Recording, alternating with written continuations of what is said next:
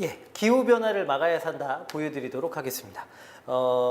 특별하게 뭐 메모할 게 많은 글은 아닌데요. 대신 내용이 좋죠. 환경 문제에 얼마나 관심이 있으신지 잘 모르겠네. 근데 여러분 사실은 중요한 내용입니다. 논설문인지 설명문인지 알고 가야 되는데 기후변화를 막아야 산다, 막아야만 한다, 막자 이거 아닙니까? 자기 주장을 이야기하는 논설문이겠죠. 자, 환경 문제 이야기인데 같이 한번 봅시다. 비운의 투발루섬. 기후변화는 전 지구적인 것이다. 세계의 어느 구석에서 문명을 등지고 원시적인 생활을 영위한다고 해도 기후변화의 영향에서 벗어날 수는 없다. 기후변화로 지구의 평균 기온이 상승하면 지구 전체가 영향을 받기 때문이다. 지역에 따라서는 평균보다 온도가 적게 올라가는 곳도 있고 평균보다 더 많이 올라가는 곳도 있다. 그러나 만년 빙하로 뒤덮인 남극 대륙부터 뜨거운 태양이 자결하는 태평양 한가운데에 이르기까지 기후변화의 영향에서 벗어날 수 있는 곳은 어디에도 없다. 예를 들어 이런 밑줄 그으시고 이제 예시가 시작되는 부분이죠. 예시. 남태평양의 투발루 섬이 바닷속으로 점점 가라앉는 것은 투발루 섬 주민들 때문이 아니다. 너무 안타깝죠. 섬 주민들은 그 위에서 수천 년 동안 자연과 조화를 이루며 평온하게 살아왔을 뿐 섬을 조금도 망가뜨린 일이 없다. 또 그들은 지구 속의 대기 속 온실가스 농도를 올리는데 조금도 관여한 바가 없다. 그런데도 태평양의 해수면이 점점 높아져서 섬이 가라앉는 이유는 유럽이나 미주 대륙의 선진국들이 자신들의 문명을 유지하기 위해 화석연료를 대량으로 사용했기 때문이다. 결국 화석연료를 쓴 건 선진국 사람들이고 피해는 투발루섬 사람들이 다 보게 된 거죠. 이 때문에 기후변화가 일어나 해수면이 상승해 섬이 가라앉고 있다. 지구 대기는 대부분 질소와 산소로 이루어져 있지만 이산화탄소와 아르곤 같은 기체도 조금씩 섞여 있다. 이들 기체 중에 이산화탄소는 이산화탄소의 네모짓이고 이제 이게 온실 효과의 핵심이죠. 그래서 적은 양이 있을 때는 이게 이제 지구의 온도를 어느 정도 유지시켜 주니까 이산화탄소가 좋은데 사람들이 이산화탄소를 자꾸 뿜어대니까요. 이산화탄소가 필요한 것보다 더 많아지는 거예요. 이산화탄소가 온도를 올려주는 역할을 한다고 했으니 지구상에 넘쳐나는 이산화탄소가 지구 전체의 온도를 올리겠죠. 그럼 지구가 뜨거우니까 빙하가 녹는 거고 그것 때문에 투발루 섬은 점점 물속으로 가라앉고 있는 거 아닙니까? 일단 이산화탄소의 네모.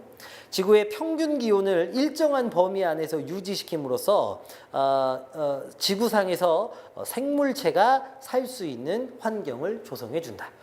이들 기체 중에 이산화탄소의 역할입니다.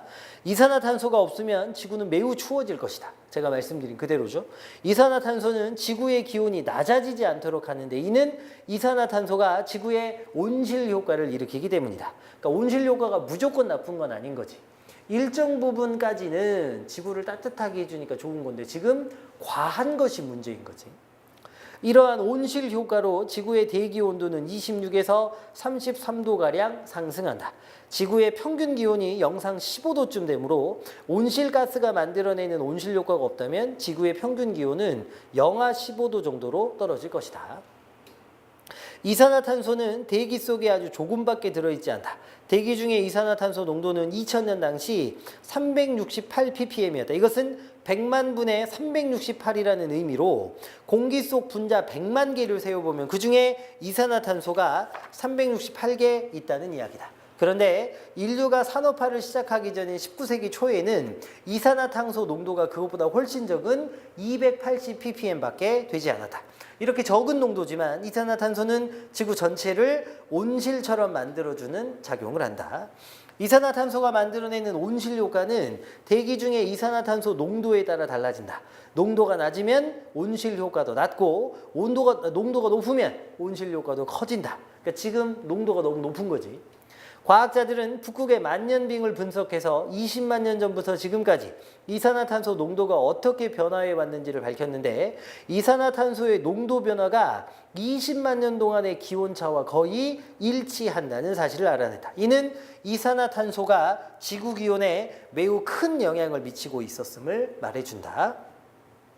이산화탄소뿐만 아니라 메탄, 수증기, 염화, 불화탄소도 온실 효과를 일으킨다. 메탄, 수증기, 염화, 불화탄소까지 또 네모. 그래서 얘네들도 온실 효과를 일으키는데요. 문제는 이산화탄소만 많아지는 게 아니라 또 다른 온실 효과의 원인들, 메탄도 많아지고 있고, 그 다음에 염화, 불화탄소도 많아지고 있거든요. 그러니까 지구 전체가 뜨거워질 수밖에 없는 상황인 거예요. 자, 메탄은 이산화탄소보다 25배나 더 강하게 온실 효과를 일으키고, 염화, 불화탄소는 이산화탄소보다 그 힘이 수만 배나 더 강하다. 그러나 수십 년 전까지만 해도 대기 중에 메탄이나 염화, 불화탄소의 농도는 이산화탄소와 비교할 때 무시할 수 있을 만큼 낮았고, 따라서 이들 기체가 만들어내는 온실 효과도 거의 없었다. 기후변화 문제를 다룰 때 산업화 이후에 증가한 이산화탄소 농도에 주의를 기울이는 것도 이러한 사실과 연관이 있다. 최근에는 프레온이라고 알려진 염화불화탄소의 사용이 늘어나고, 프레온은 여러분 들어보셨죠? 프레온 가스 막 이렇게. 미주와 유럽에서 소를 대량 사육함에 따라 소에서 다량의 메탄이 또 배설돼 가지고 이들 기체도 온실 효과에 영향을 미치게 되었다. 지난 250년간 대기 속의 메탄 농도는 2.5배나 증가했다. 그럼 여러분 보세요. 이산화탄소도 늘어나, 염화, 불화 탄소도 늘어나, 메탄도 늘어나, 자꾸 늘어나니까 지구가 뜨거워지는 것밖에 없는 거지.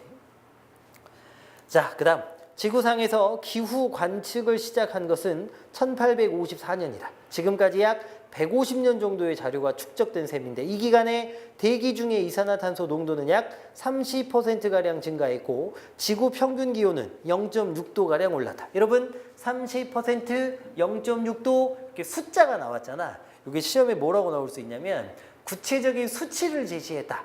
이렇게 나올 수도 있거든요. 옆에 하나 참고 표시하고 적으세요. 구체적 수치 제시. 이렇게. 이러한 증가 추세는 최근에 더 강화되고 있는데, 1990년대의 지구 평균 기온은 그 이전 150년 중 어느 때보다도 높았다. 10년 단위로 볼 때 1990년대에는 그 전에 150년에 비해 평균 기온이 가장 높은 해가 5번이나 있었다. 평균 기온이 올랐다는 것이 단순하게 365일의 기온이 고르게 상승했음을 의미하진 않는다.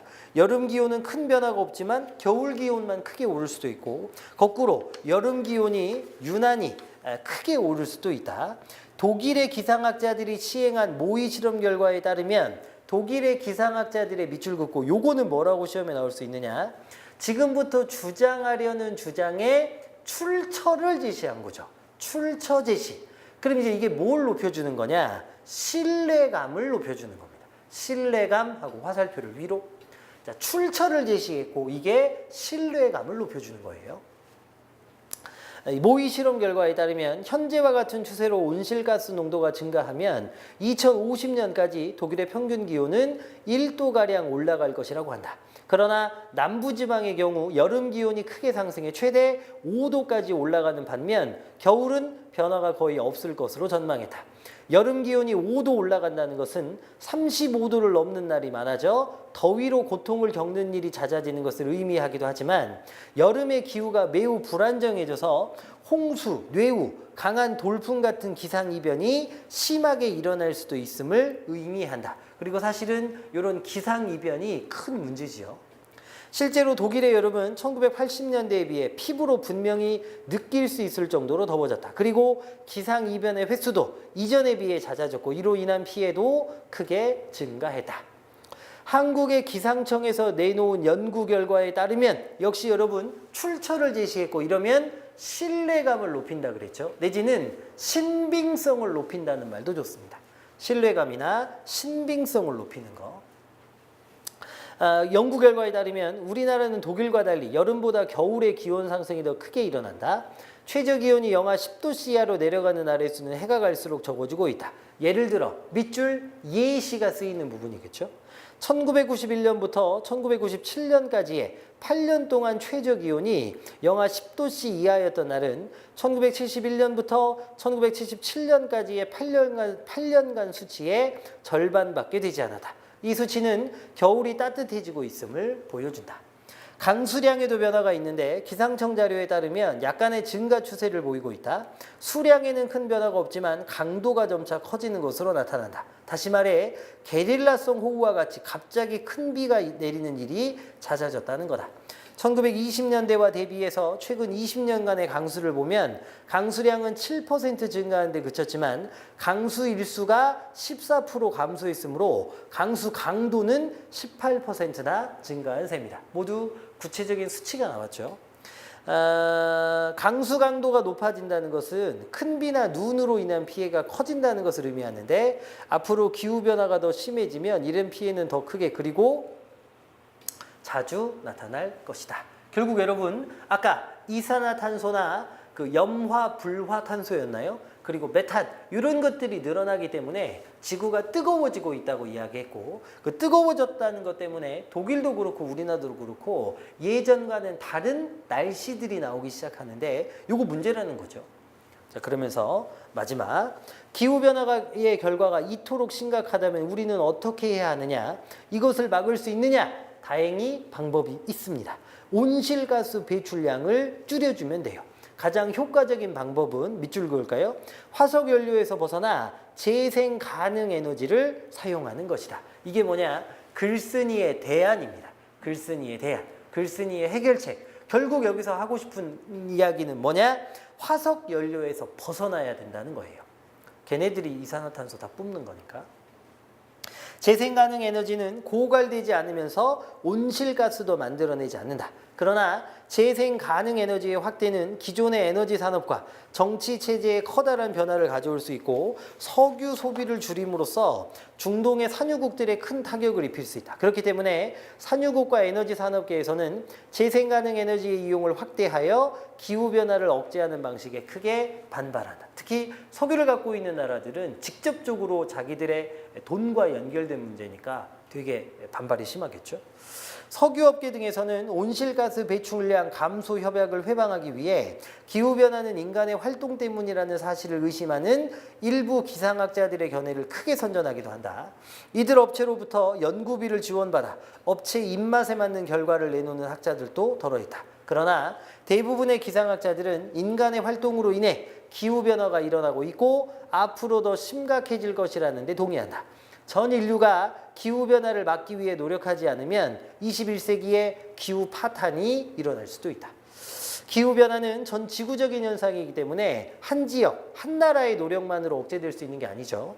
따라서 지구상의 모든 국가, 모든 사람이 힘을 합쳐가지고 온실가스 배출량을 줄여가는데 최선의 노력을 기울여야 한다. 그래서 해마다 세계 기후변화회의가 열리고 있으며 이 회의에서 어떤 방법을 통해 기후변화를 억제할 것인가를 논의하고 전 세계가 참여할 수 있는 방안을 모색하고 있다. 기후변화에 대해서는 국가마다 입장이 다르다. 여러분 이게 사실은 문제점이지요. 거기다 적어볼래요? 기후변화에 대해서는 국가마다 입장이 다르다. 이게 문제점이에요. 해결이 어려운 이유입니다. 유럽연합 국가들은 기후변화가 인류 문명에 커다란 위기를 몰고 올 것으로 보고 기후변화 억제에 적극적이다. 반면 미국이나 일본은 소극적이다. 특히 미국 정부는 기후변화가 일어나고 있다는 사실조차 완전히 동의하지 않고 있으며 지구 차원의 협약을 맺는 것에 대해서 매우 소극적이다.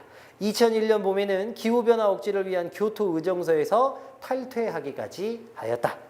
우리나라는 아직 기후변화 협약에 적용을 받지는 않지만 많은 양의 온실가스를 방출하고 있어 머지않아 국제사회로부터 온실가스 배출량을 줄이라는 요구를 받게 될 것이다. 그리고 기후변화가 좀 더 진행된다면 우리나라도 상당한 피해를 입게 될 것이다. 이를 막기 위해서 우리도 온실가스 배출량 감소를 위해 많은 노력을 기울여야 할 것이다. 그래서 글쓴이는 무슨 얘기를 하고 싶은 거냐? 재생 가능 에너지로 바꾸자. 이 말을 하고 싶은 거죠. 자, 전체적으로 어떤 내용인지 이해하시고 읽으셨죠? 여러 번 읽으셔서 내용을 숙지해 주셔야 되겠습니다. 오늘은 여기까지입니다. 고생하셨습니다.